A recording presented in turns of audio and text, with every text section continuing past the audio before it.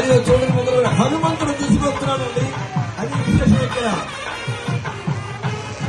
హనుమంతుడు స్వయంగా దండలను ముగ్గురికి కూడా 3 దండలు స్వయంగా తీసుకుని వస్తూ ఉన్నాడు. ఎంత అందం, ఎంత ముచ్చట, ఎంత అందం, ఎంత ఆనందం.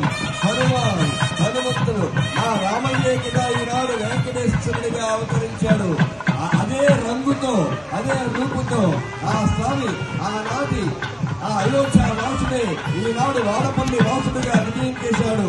వారికి నేను స్వయంగా దండలు పట్టుకొచ్చిద్దామని ఇదిగో ముగ్గురికి 3 దండలు సమర్పించాడు స్వామి. అందరూ కూడా గట్టిగా చెప్పండి, ఆంజనేయ వరద గోవిందా.